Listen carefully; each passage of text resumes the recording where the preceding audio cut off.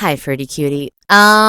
Truthfully, I shot this video already, but it didn't record for some reason. I don't know. It was saying recorded, but it didn't. Okay, fuck it. So we going to do it again. Whoo, it's not easy. It's not easy. But somebody's gotta fucking be resilient. And that's gonna be me and you. Let me tell you something right now. Eating raw is easy, but you have to master eating socially. Okay, you can get my book. I talk all about it in my book, Raw Vegan Excuses, Part 1 and Part 2. You also need to master the art of no longer being a victim. What does that mean? Okay, first of all, fuck my book. Get this book, okay? I know I'm supposed to sell my books. I get it. But the You Are The Placebo by Joe Dispenza. Oh my God. What a book. This book will help you so much to no longer feel like a victim. And that's really important because oftentimes when we're eating socially, we feel like alone. We feel like a victim. We feel like the only person on earth that's eating raw. We feel sorry for ourselves and then we give in. And then we have something in my throat. Hold on. So good. We give in. It's just celery and apple. We give in and we eat crappy food that we don't want to eat anymore, and we're going to suffer the consequences. I heard a great quote, and that quote was, you have freedom of choice. You have freedom of choice, but you don't have freedom of consequences. Ooh! So yes, you can choose to eat those French fries or that burger or whatever the fuck you want to eat. Freedom of choice, baby, but you will pay the consequences. You will pay the piper. So I'm going to help you today to not have to pay the piper, not have to deal with the consequences of eating unhealthy socially. Okay, you want to be raw, but you want to be social. Okay, all right. Well, many things are going to happen. So let's take it step by step. Okay, let's talk about dating. All right. And so if you want this in written form, you can get my books, audiobook coming soon, boo boo. But as far as dating goes, you're in control. You're in charge of your experience here on this earth, whether you're a man or a woman or in between, whatever. You're in charge, right? So what I recommend for you to do is I recommend you take control of the situation and you say, hey, would you like to go to the beach for a walk? Would you like to walk around the lake with me? Would you like to go to an arcade with me? Would you like to go roller skating or ice skating? Would you like to go, oh, we don't go to the zoo because we're vegan. Hold on. Would you like to go to the movies with me? Would you like to go to this art gallery with me? Would you like to go to this museum with me? Would you like to go to, blah, blah, blah, blah, blah. Many places that don't involve food. Okay, there are many date ideas. You just go to Chat GPT and say, could you give me 50 date ideas that don't involve food? And you're going to find there's a million. Now, food eventually will come up because obviously everybody loves to eat, everybody has to eat, and food is a big part of our life and our society and dating. So when life gives you lemons, you go raw and make a lemon cheesecake. Okay, so basically what you're going to do is you're going to find a way to make it work. So you're going to say, okay, there's an amazing smoothie place. Would you like to get a smoothie with me? Okay, let's do a picnic. You bring food, I'll bring food. Perfect. You don't even have to say you're raw. You can just choose a raw vegan restaurant or choose a restaurant that has an amazing salad. Or you can go to a farmer's market, get some fruit while they get some fucking shish kebab, whatever shit, samosas or whatever. I'm thinking of my roommate. Okay, so she loves samosas. So picnic. Okay. Later on in the dating stage, you can invite them over. You can make a meal, a raw vegan meal. Don't do that within 10 dates. Don't let anybody into your house before you have at least 10 dates with them, please, for the love of fruit. You gotta think. Okay, there's Jeffrey Dahmer's out here. Dahmer Jr. is out here, okay, guys? So be very careful there. Oh, okay, for some reason, my roommate, I just said her name, and she's calling me. That's unbelievable. She's in California right now. But anyway, okay, so Next, we have so that's the dating thing. Now we have the holidays, okay? So eating socially during the holidays. Or just any family gatherings or friends gatherings, things like that. So what you're going to want to do is again take control of the situation. You can always bring your own food, especially if it's in somebody's house. I recently had a client where she needed advice because she was kind of like nervous about going to a dinner party. And I was like, is the dinner party at a restaurant or at somebody's house? It's at somebody's house. That's like fucking perfect. Like, that is the perfect situation. You can bring your own food. Now, if you don't want to be rude to the host, don't be rude. Call up the host and say, hi, host. I'm on a specific diet. Put recommended by my doctor. You know how these fucking mainstream people love when you drop doctors. When you like, it's kind of like name dropping. When you say the word doctor, they're like, "Oh, you have a doctor? Oh, you're mainstream. Okay, I am too. Okay, I can relate." So my doctor has me on a special diet. Is there any way that I could bring my own food? And they're gonna say, "Sure, of course." And if they say, "No, no, what's your diet?"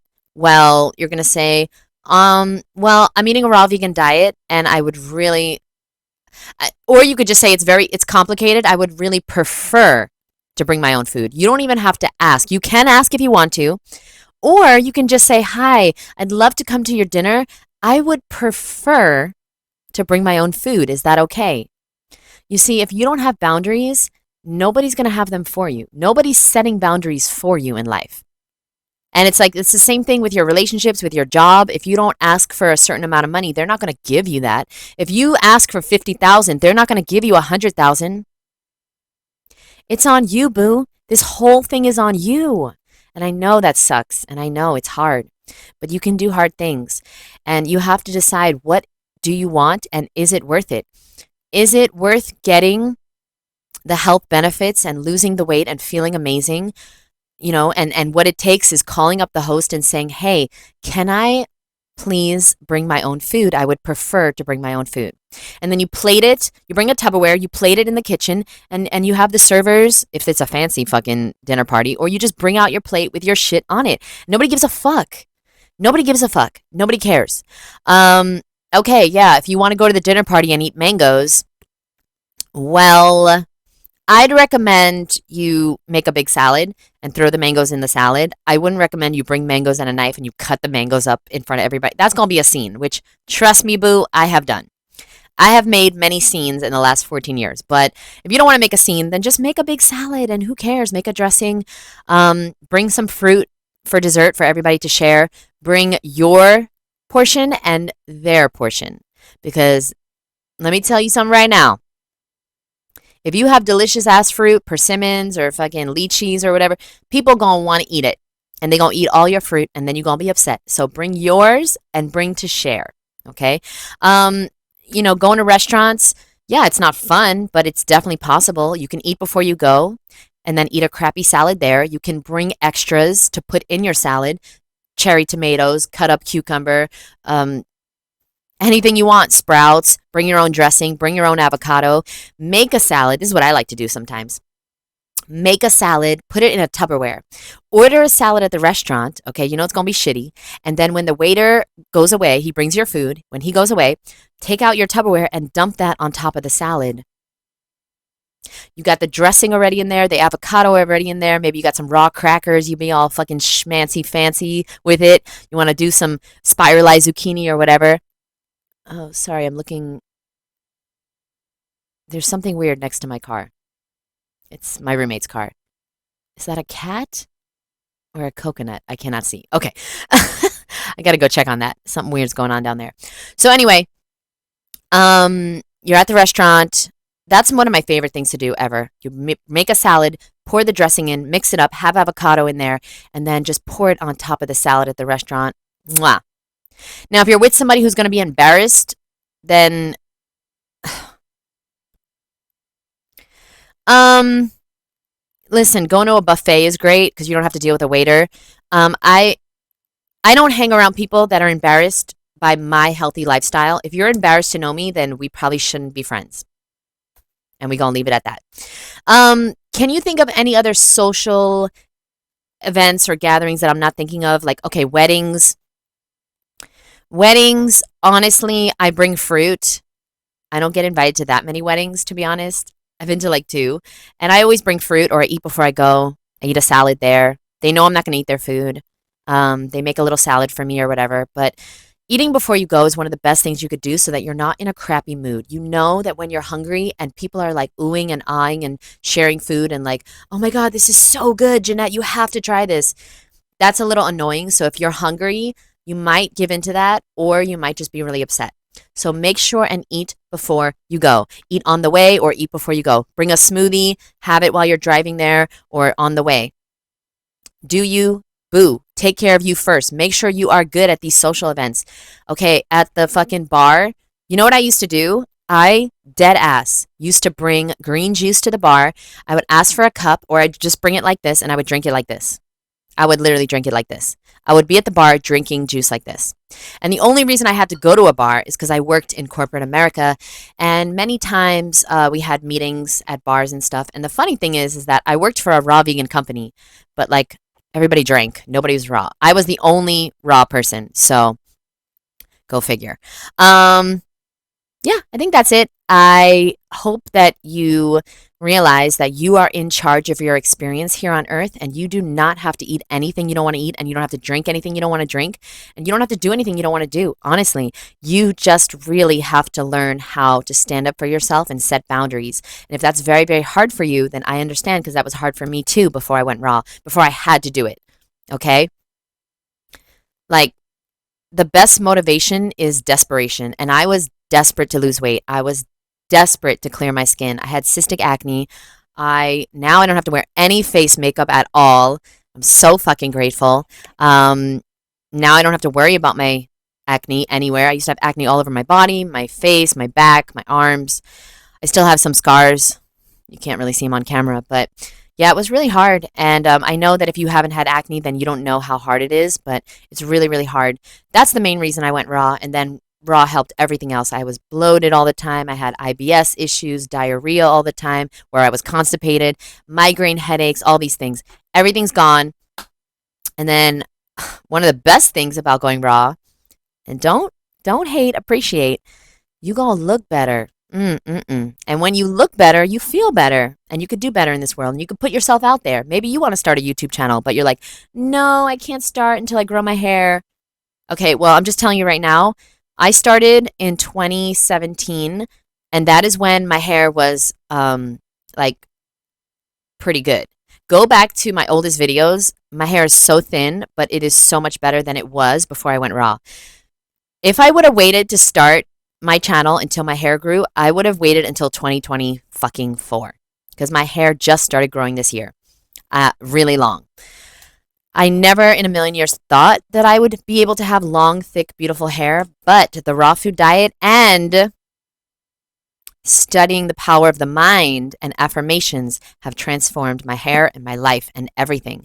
So listen, boo, if you'd like to be coached by me and to learn how to change your life, lose the weight, release your food addiction, and easily go raw and stay raw. No fasting, no starving, no intermittent fasting, no water cleanses, juice fast, fucking urine enemas, whatever people are, coffee enemas, whatever the fuck they're doing out there. If you want to be a normal person, but also healthy and happy and lose weight, and you want to be a functioning member of society where you eat fruit and be cute and you don't have to starve yourself, then boo, I got you. My course starts next week, and I would love to have you join us. We have 3 spots left. If you'd like to give it a try, the raw food diet is amazing, and I promise you it's much easier than you think, especially once you know how to do it. So check out my course below. I also have a free challenge that starts on Sunday, November 10th, I think. Yep, this Sunday, November 10th. Let me just confirm the date. Hold on, because I'm like, yeah, November 10th. And if you win, there's going to be 2 prizes. 2 people will win. One person's going to win all my books delivered straight to their house. That's 5 of my books. And then the other winner is going to win a free spot, all tuition paid, to my course, which is my last course of 2024. It's called the Food Addiction Freedom Course. Highly recommend it if you're a woman and you have at least 20 pounds you'd like to lose and you have a food addiction, any type of addiction to processed foods. Okay, so you can't resist bread or cheese or pizza or bagels or anything that you know is not good for you. All right, so I love you, my boo, and I hope that you realize that you have the power, and all you have to do now is learn how to cultivate it and use it.